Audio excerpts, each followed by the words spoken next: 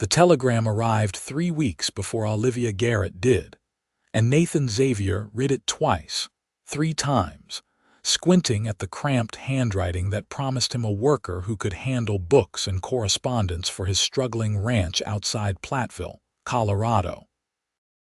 He had written to an employment agency in Boston nearly 2 months prior, desperate for someone who could help him organize the financial chaos his father had left behind when he died that spring of 1876.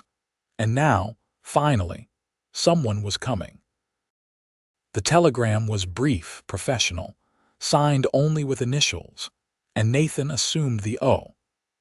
Garrett, who would arrive on the afternoon stage, was a man, probably slight of build and scholarly, maybe wearing spectacles and a city suit that would look absurd against the Rocky Mountain backdrop. Olivia Garrett stepped off that same stage with dust coating her blue traveling dress, her dark hair pinned up beneath a practical bonnet, and her heart hammering so hard she thought everyone in the small crowd could hear it. She carried 2 carpetbags and a leather satchel, everything she owned in the world, and she searched the faces of the men waiting by the station for someone who looked like he might be expecting a bride. Her aunt had arranged everything through letters, correspondence with a rancher who needed a wife, a partnership that made sense on paper even if it terrified her in practice. At 22, Olivia had few prospects back in Philadelphia. Her parents were gone, her aunt's patience worn thin, and when the opportunity came to marry a Colorado rancher, she had seized it with both hands, even though her stomach churned with nerves. Nathan saw the woman descend from the stage and looked past her, scanning for the Boston clerk he expected. When no likely candidate appeared, he frowned, checking the telegram again. The stage driver was already unloading luggage and the small crowd dispersed, until only Nathan and the woman remained in front of the station. She looked at him. He looked at her, then past her again. "Excuse me," Olivia said, her voice steady despite the trembling in her knees. "Are you Nathan Xavier?" He turned fully toward her then, surprise evident on his sun-weathered face.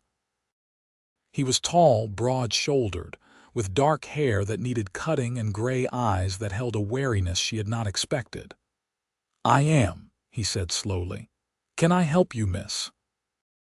"I am Olivia Garrett," she said, and waited for recognition to dawn, for him to smile, to welcome her, to say something about their arrangement. Instead, he blinked. "You are Garrett." From the agency, relief flooded through her, mixed with confusion.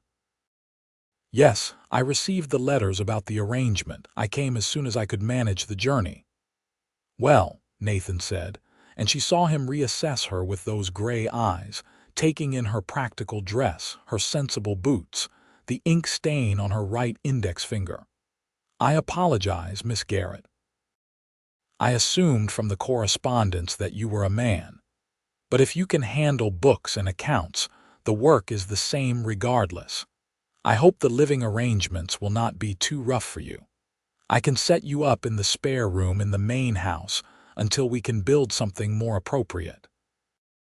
Olivia felt the ground shift beneath her feet. Books and accounts, spare room. A cold dread began to seep into her chest.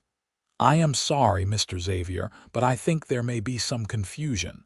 The letters I received were about a different sort of arrangement." Nathan's brow furrowed. "What sort of arrangement would that be?" She could feel heat rising in her cheeks, but she forced herself to meet his eyes.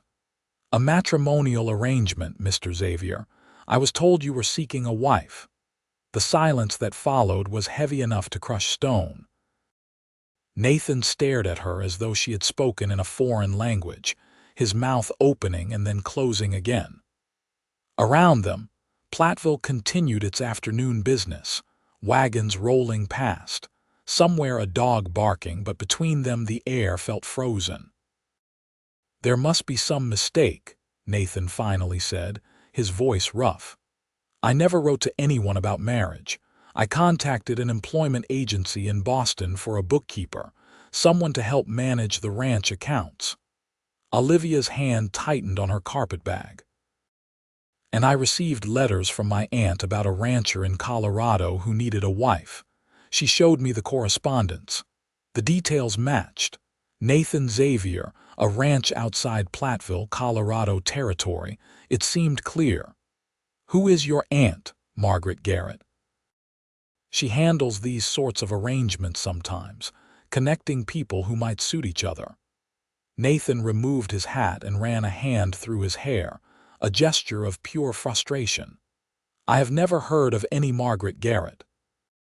Miss Garrett, I swear to you, I did not place any advertisement for a wife.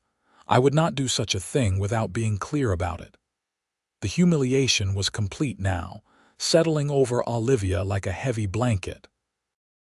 She had traveled 2,000 miles to marry a man who had no idea she was coming, who had never wanted her in the first place.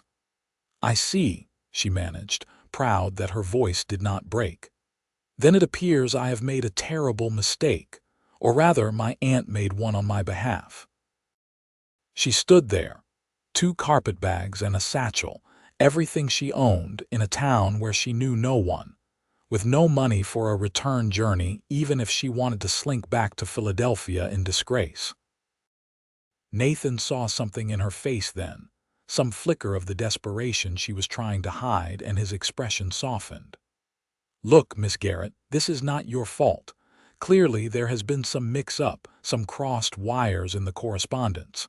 But you are here now and you have come a long way. The job I do have available is real enough. Can you actually manage books and correspondence? Yes, Olivia said, grasping at this lifeline even as her dreams of marriage crumbled. I kept my father's accounts for years. I read and write well, and I am proficient with figures. Then the position is yours if you want it. It will not pay much, but it includes room and board, and it is honest work. At least until you figure out what you want to do next. Pride warred with practicality in Olivia's chest.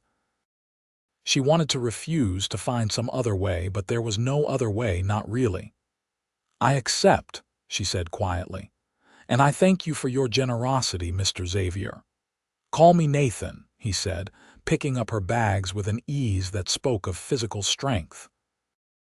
If you are going to be working for me, we might as well dispense with formalities.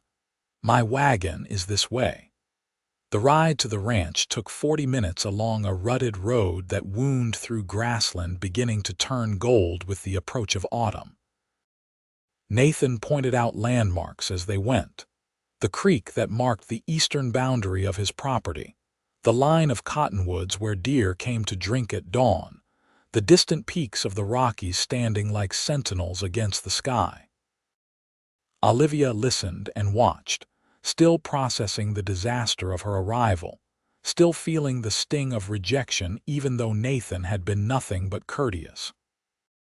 The ranch itself was smaller than she had imagined, a collection of buildings clustered in a valley, with the main house a simple 2-story structure of wood that had weathered to gray. There was a barn, a stable, several smaller outbuildings, and in the distance she could see cattle grazing on the hillside. It is not much, Nathan said, and she heard something defensive in his tone. My father built it 20 years ago, and I have been trying to keep it running since he passed. It is harder than it looks, managing everything alone. It looks like a good piece of land, Olivia said honestly. Plenty of water, good grass. He glanced at her with something like approval. You know ranching. Only what I have read, she admitted, but I learn quickly. Nathan helped her down from the wagon, his hands steady on her waist for the brief moment it took her feet to find the ground. The contact sent an unexpected jolt through her, and she stepped back quickly, smoothing her skirts. Inside, the house was clean but sparse, the furniture sturdy and handmade, the walls bare of decoration. Nathan showed her to a small room on the second floor, simply furnished with a bed, a dresser, and a washstand. A window looked out over the valley, and despite everything, Olivia felt something settle in her chest at the view. "I will let you rest," Nathan said from the doorway. "Supper is at 6. I am not much of a cook, but I manage." "I can cook," Olivia offered, "if you would like." He hesitated, then nodded. "That would be welcome. Kitchen is downstairs, provisions are in the pantry, make whatever you like." After he left, Olivia sat on the edge of the bed and let herself feel the full weight of what had happened. She had come here expecting to be a bride, to start a new life as a wife, to build something with a man who wanted her partnership. Instead, she was a hired employee, a bookkeeper, living in a spare room of a man who had never asked for her. The humiliation burned, but beneath it was something else, a stubborn determination that had gotten her through worse than this. She would make the best of it. She would prove herself valuable, save her wages, and figure out her next step. And if sometimes she looked at Nathan Xavier and wondered what might have been if the letters had been different, well, that was her own private business. Supper that evening was a quiet affair. Olivia made biscuits and gravy with what she found in the pantry, and Nathan ate with the focused attention of a man who had been living on his own, cooking for too long. She sat across from him at the simple wooden table, and they made awkward conversation about the ranch, the work that needed doing, the state of the accounts that he hoped she could help sort through. "My father was not much for paperwork," Nathan explained, pushing his empty plate away. "He kept track of things in his head mostly, and what he did write down is scattered across a dozen ledgers and scraps of paper. I have been trying to make sense of it since he died in April, but I am better with cattle than numbers." "I will do what I can," Olivia promised. "Perhaps tomorrow you can show me where everything is kept and I can begin organizing." "I appreciate it," Nathan said, and there was genuine gratitude in his voice. "I know this is not what you expected when you came here, Miss Garrett. I am sorry for that." "Call me Olivia," she said, echoing his earlier words. "And it is not your fault. The mistake was made somewhere in the correspondence, but not by you." That night, lying in the unfamiliar bed and listening to the unfamiliar sounds of the Colorado night, Olivia let herself cry quietly into her pillow. Then she dried her eyes, said a prayer for strength, and resolved to face the morning with her head held high. The work began the next day. Nathan showed her to a small office off the main room, where boxes of papers and ledgers were stacked in chaotic piles. Olivia rolled up her sleeves and dove in, sorting and organizing, creating order from confusion. Nathan worked outside, tending to the cattle and horses, repairing fences, doing the endless tasks that kept a ranch running. They fell into a routine over the following days. Olivia worked in the office each morning, then prepared lunch, then returned to the books in the afternoon. She cooked supper each evening, and they ate together, their conversations gradually growing easier as they learned each other's rhythms. Nathan was quiet by nature, but when he did speak, his words were thoughtful and often tinged with dry humor that surprised her. He loved this land, that much was clear, loved it with a fierce devotion that showed in every careful decision he made about the ranch. A week after her arrival, Olivia discovered a series of unpaid debts that made her stomach sink. She brought the ledger to Nathan that evening after supper, laying it open on the table between them. "You owe the bank in Platteville nearly $3,000, she said quietly. "The notes are coming due in October." Nathan's jaw tightened. "I know. My father took out loans to buy more cattle 2 years ago, thinking he could expand. Then the prices dropped, and he could not sell them for what he expected. I have been trying to scrape together enough to make the payments, but it has been difficult. You have enough to cover it. If I sell half the herd at current prices, maybe. But that would leave me without enough breeding stock to recover properly. It would cripple the ranch long term." Olivia studied the numbers again, her mind working through possibilities. What if you sold a portion of the herd but also cut costs elsewhere? I have been looking through the expenses, and there are some areas where you might reduce spending without hurting the operation. They spent the next 2 hours going over the accounts together, Nathan explaining the realities of running a ranch, Olivia suggesting ways to economize and maximize return. By the time they finished, they had a plan that might work, that might let Nathan keep the ranch and still pay his debts. "You have a good head for this," Nathan said, looking at her across the table with something like respect. "I am lucky you showed up when you did, even if it was for the wrong reasons." "Perhaps it was the right reason after all," Olivia said softly, "just not the one I expected." Their eyes met, and something passed between them, a recognition of partnership that had nothing to do with marriage contracts and everything to do with mutual respect. Then Nathan looked away, clearing his throat, and the moment passed. But it was the first of many such moments. As the days turned into weeks, Olivia found herself watching Nathan more than she should, noticing the strength in his hands when he worked, the gentleness with which he treated the animals, the way his eyes crinkled when he smiled, which was not often but worth waiting for. She told herself it was foolish, that he had made it clear he had not wanted a bride, that she was only an employee. But her heart, stubborn thing that it was, began to soften toward him anyway. Nathan, for his part, found himself increasingly aware of Olivia's presence in his home. The house felt different with her in it, warmer somehow, more alive. He liked coming in for lunch and finding her in the kitchen, liked the way she had organized his chaotic office into something manageable, liked the sound of her humming while she worked. She was smart and capable, with a quiet strength that impressed him. And she was beautiful, though he tried not to think about that too much, tried not to notice the way the afternoon light caught in her hair or the grace of her hands as she wrote. One evening in late September, a storm rolled down from the mountains with dramatic speed. Nathan was still out checking on the cattle when the first drops began to fall, and Olivia stood at the window watching anxiously as the sky darkened and lightning split the clouds. By the time Nathan returned, soaked through and shivering, the rain was coming down in sheets. "You need to get out of those wet clothes," Olivia said, meeting him at the door with towels.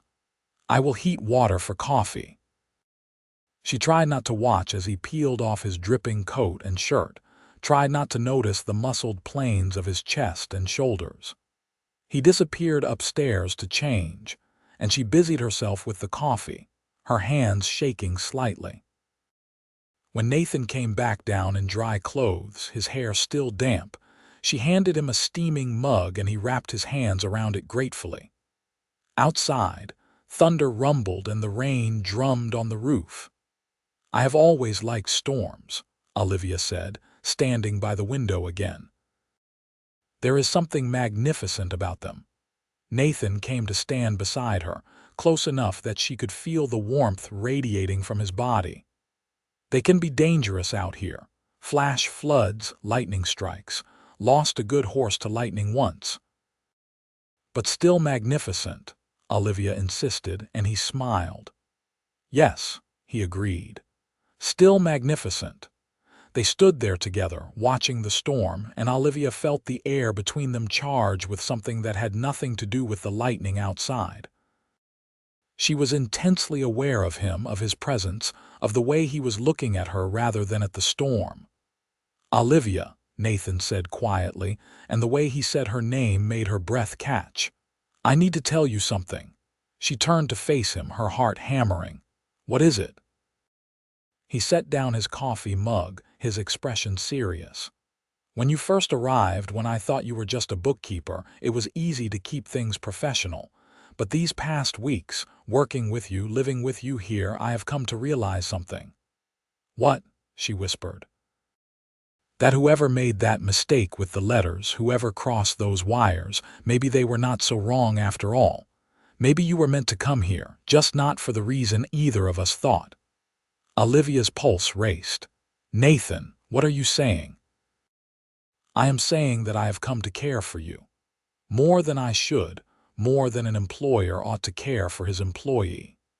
And I know that is not fair, because you came here expecting one thing and got something entirely different, and you have every right to keep this strictly professional. But I cannot pretend anymore that I do not feel what I feel." The honesty in his voice, the vulnerability, undid her completely. "You are not alone in that," she said softly. "I have been trying not to care for you, trying to remember that you never wanted a bride. But I failed rather spectacularly at not caring." Nathan reached out slowly, giving her time to pull away, and cupped her face in his rough, gentle hand. "I did not know I wanted a bride until you stepped off that stage. I did not know I was lonely until you filled my house with your presence. I did not know what I was missing until I found it in you." When he kissed her, it was tender and sweet and filled with all the longing that had been building between them for weeks.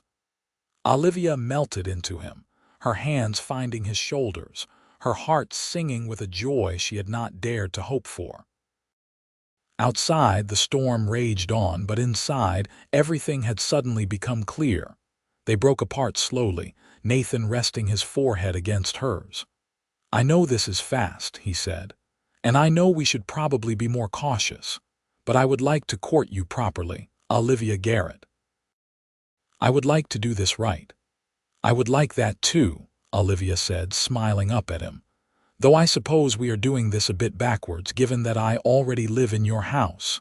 He laughed, a sound of pure happiness that she had never heard from him before. "We will figure it out. We are good at figuring things out together."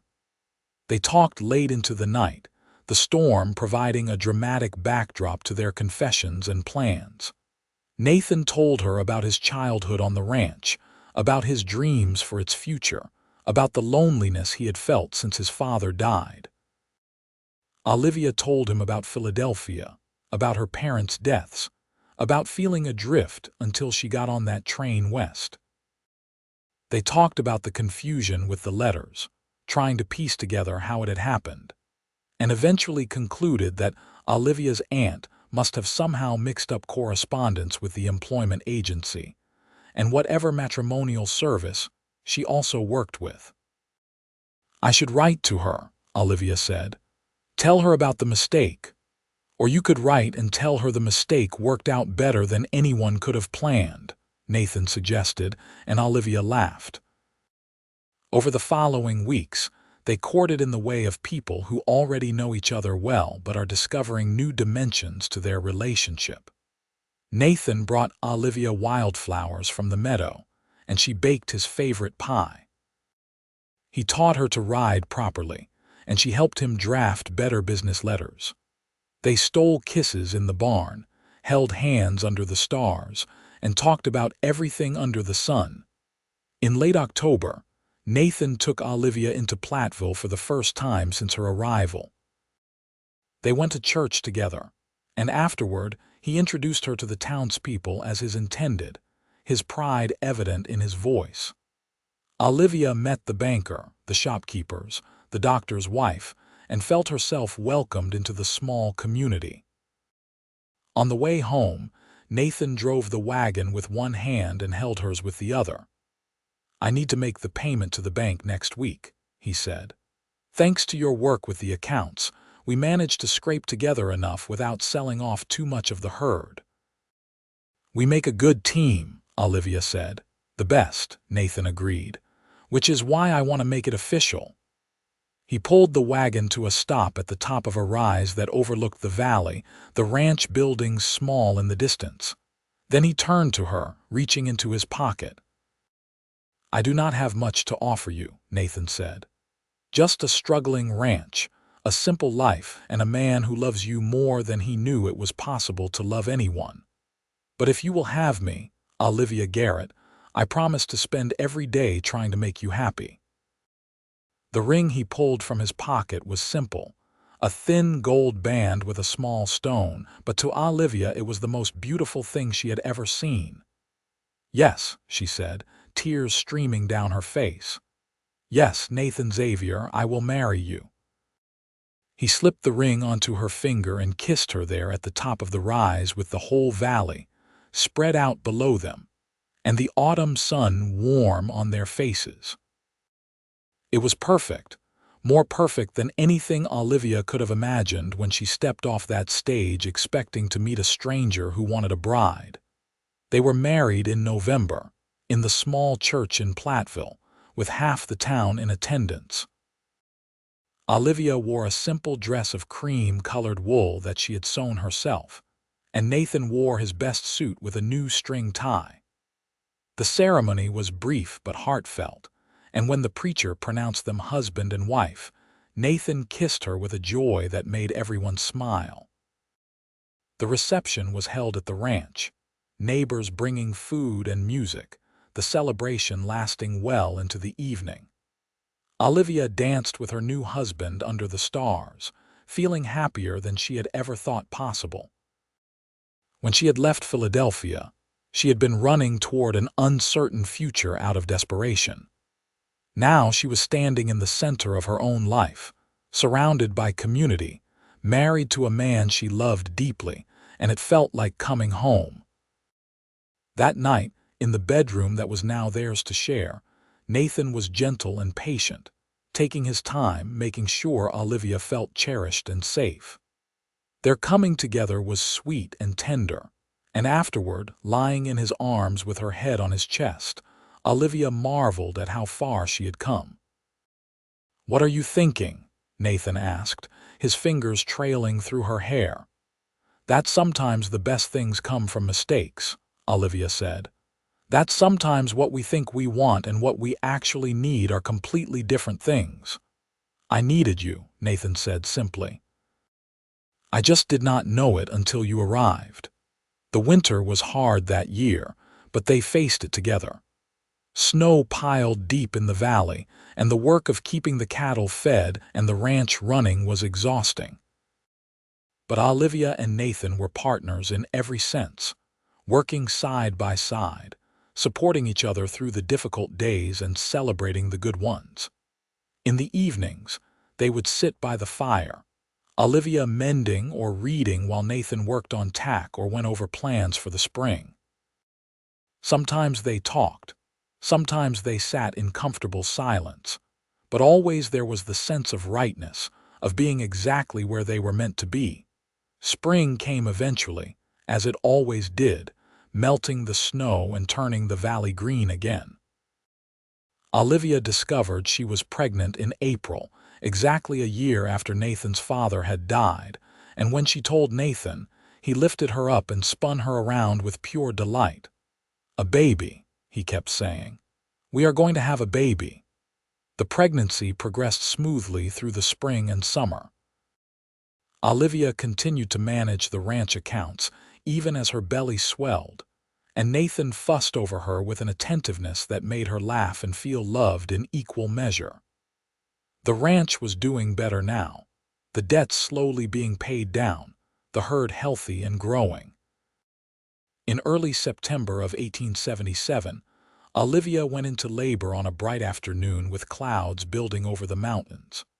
The doctor was summoned from town, and Nathan paced outside the bedroom door, nearly wearing a path in the floorboards.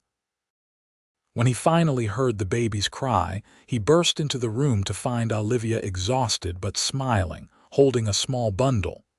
"A boy," she said softly. "We have a son."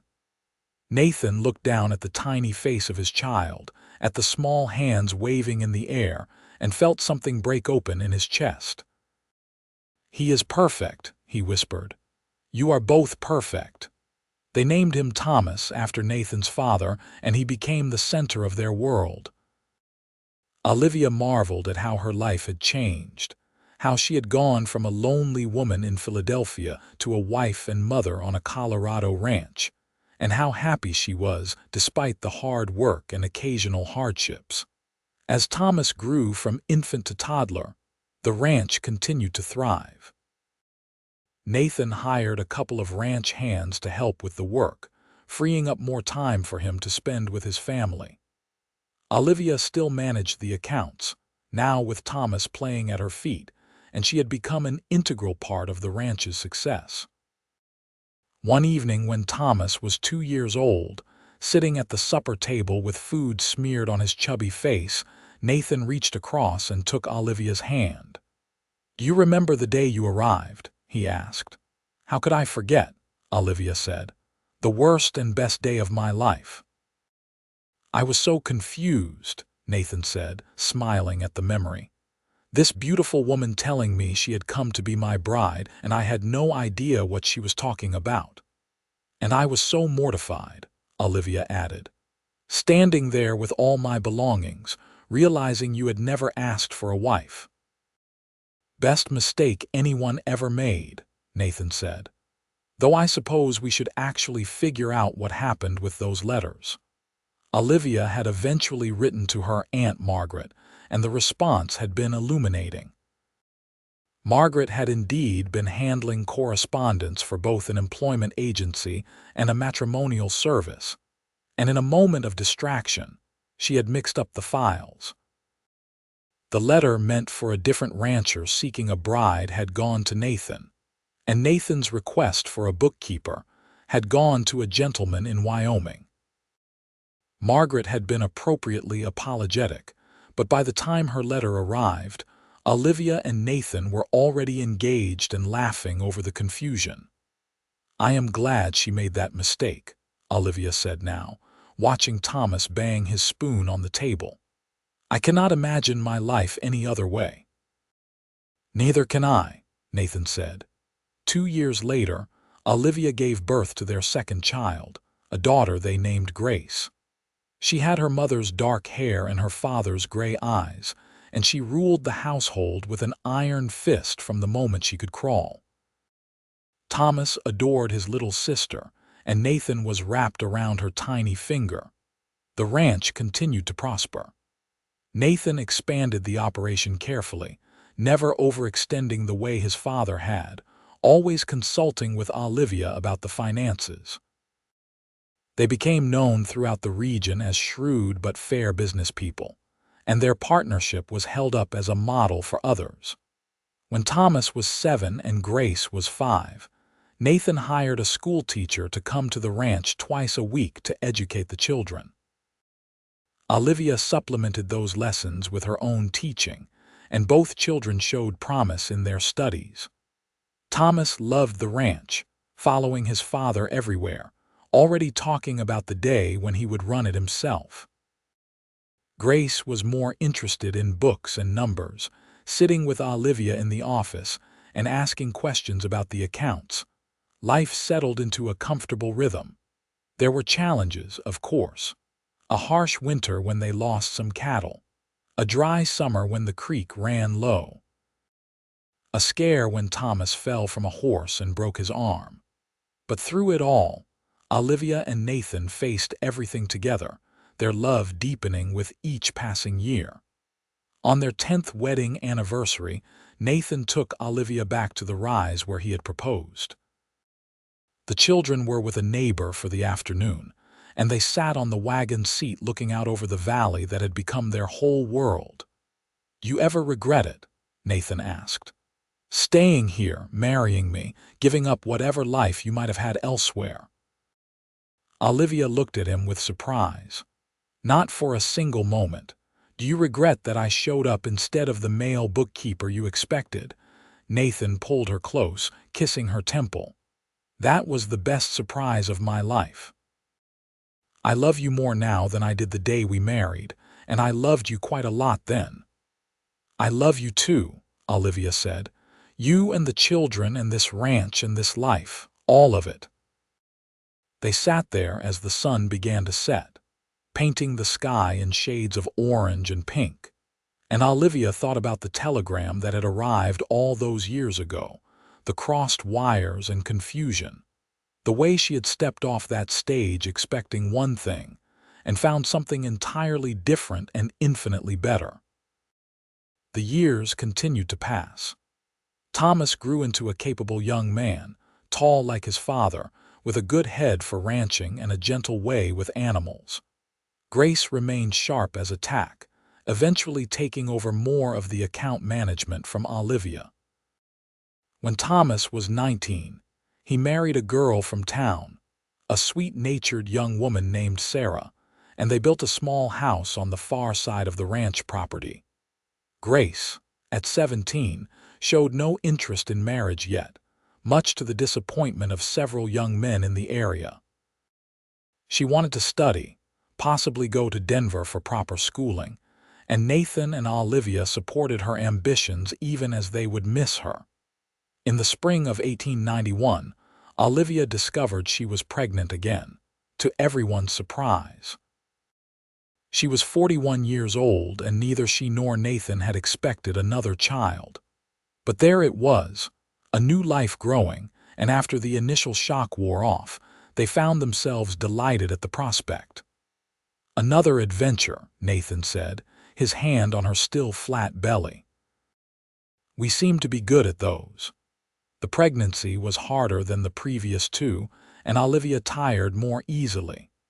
Grace stayed home to help, postponing her plans for Denver, and Sarah came over frequently to assist with the household tasks. In November, Olivia gave birth to another son, smaller than Thomas had been but healthy and strong.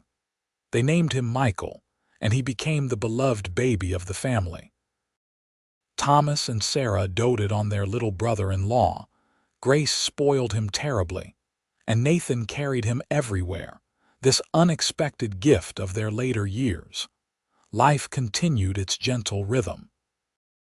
The ranch was successful now, the debts long since paid off, the operation running smoothly under the combined efforts of Nathan, Thomas, and Olivia's careful financial management. They had become pillars of the Platteville community, respected and valued. When Grace finally did go to Denver to study, at age 20, she returned 2 years later with a teaching certificate and a fiancé, a young lawyer named David who charmed everyone he met. They married in the same church where Olivia and Nathan had wed, and Grace and David settled in Platteville where she taught school, and he established a law practice. Thomas and Sarah had 3 children over the years, expanding the Xavier family further. The ranch was large enough now to support 2 families comfortably, and Nathan began the process of slowly transitioning control to Thomas, though he remained active in the operation well into his 60s. Olivia watched her children and grandchildren grow with a heart full of gratitude. Sometimes she thought back to that frightened young woman who had stepped off the stage in Platteville, so certain her life was over, so humiliated by the mistake that had brought her there. She wished she could go back and tell that younger self that everything would be more than all right, that the mistake would lead to more happiness than she had ever dreamed possible. Nathan, watching Olivia play with their grandchildren one afternoon, saw the soft smile on her face and knew she was thinking about the past. He came to sit beside her, taking her hand in his, the gesture as natural after 35 years as it had been in those first nervous days of courtship. "What are you thinking about?" he asked, the same question he had asked 1,000 times over the years. "About how lucky I am," Olivia said. "About how a confused telegram and mixed-up letters brought me to the best life I could have imagined." "I am the lucky one," Nathan insisted. "You saved my ranch, gave me a family, made my life complete." "We saved each other," Olivia said, and Nathan nodded because it was true. Michael, now a young man of 20, had chosen to work the ranch with his father and brother rather than pursue other paths. He had Nathan's quiet strength and Olivia's sharp mind, and he was courting a girl from a neighboring ranch, much to everyone's delight. As Nathan and Olivia grew older, they spent more time sitting on the porch they had added to the house years ago, watching the valley that had been their home for so long. They watched their grandchildren play, listened to the sounds of the ranch carrying on around them, and counted their blessings. "Do you think anyone ever figured out what really happened with those letters?" Nathan asked one evening, the question coming out of nowhere. Olivia laughed. "I have no idea. Aunt Margaret died years ago, and I doubt anyone else cared enough to investigate. It does not matter now anyway." "No," Nathan agreed. "It does not matter how you got here, only that you did." In the summer of 1906, the whole family gathered at the ranch to celebrate Nathan and Olivia's 35th wedding anniversary. Children and grandchildren filled the house and yard, the celebration rivaling their original wedding reception in scope and joy. Thomas, now himself a man in his late 40s, gave a toast to his parents, talking about the love and partnership that had built not just a successful ranch but a strong family. "They showed us what it means to be true partners," Thomas said, raising his glass. "To work together, to support each other, to love each other through good times and hard times. Everything I know about being a good husband and father, I learned from watching them." Olivia cried, and Nathan held her hand, both of them overwhelmed by the life they had built together, the family they had created, the legacy of love they would leave behind. As the years advanced into Nathan and Olivia's 70s, they finally stepped back fully from the ranch operations, leaving it in the capable hands of Thomas and Michael. They spent their days in quieter pursuits, Olivia with her books and correspondence, Nathan whittling and telling stories to the great-grandchildren who had started to arrive. They never tired of each other's company. After more than 40 years of marriage, they could still make each other laugh, could still find new things to talk about, could still feel a flutter of warmth when they looked at each other. One spring evening in 1912, sitting on their porch and watching the sunset paint the mountains gold, Nathan turned to Olivia with a soft smile. "I never told you this, but I kept that original telegram, the one that said, 'Oh, Garrett was coming to work on the accounts.' You did? Why?" "Because it changed my life," Nathan said simply. "Because that piece of paper brought you to me, even if not in the way either of us expected. I kept it to remind myself that sometimes the best things in life come from the most unexpected places." Olivia leaned her head on his shoulder, something she had done thousands of times over the years. "I kept the first letter I received from Aunt Margaret, the one that told me about the rancher in Colorado who needed a wife, for the same reason." They sat in comfortable silence as the stars began to appear overhead, the same stars they had watched together for decades, and felt the deep peace of a life well lived, of love freely given and fully returned. Nathan Xavier died peacefully in his sleep in the winter of 1914, at the age of 78. Olivia held his hand as he took his last breath, grateful that he went without pain, heartbroken to lose him. The funeral was attended by what seemed like half of Colorado, people coming from all over to pay respects to a man who had been known for his integrity, his kindness, and his devotion to his family. Olivia lived for 5 more years, cared for lovingly by her children and grandchildren. She spent those years writing down the stories of her life, of the ranch, of the great love she had shared with Nathan.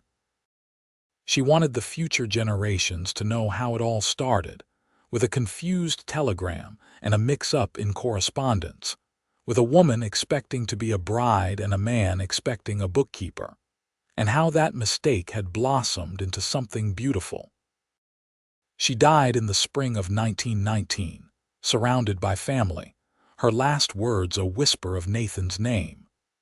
They buried her beside him on a hill overlooking the ranch, where they could watch over the land and the family they had built together. The Xavier Ranch continued to thrive for generations, passed down through the family, each new generation learning the story of how it all began. The tale of Nathan and Olivia became family legend, a reminder that love can come from the most unexpected places, That sometimes what looks like a disaster is actually destiny unfolding, and that the best partnerships are built not on perfect plans but on mutual respect, shared work, and hearts open to possibility. In time, the great-great-grandchildren would stand on that same rise where Nathan had proposed to Olivia, looking out over the valley, and they would understand that they were part of something larger than themselves, part of a love story that had started with crossed wires and confused expectations, but had grown into something that would last forever. The ranch house, expanded and modernized over the years, still contained Olivia's carefully organized account books from those early days, Nathan's first awkward attempts at business letters that she had helped him improve.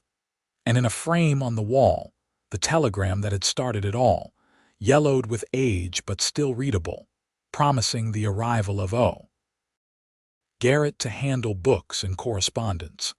Below it, in a matching frame, was the letter Olivia had received from her Aunt Margaret, telling her about a rancher in Colorado who needed a wife. And below that, a photograph of Nathan and Olivia on their 50th wedding anniversary, just a year before Nathan's death, showing them holding hands and looking at each other with all the love and devotion that had sustained them through 5 decades of partnership. The inscription read simply, "He thought she came for work, she thought he knew she was his bride. Both were right."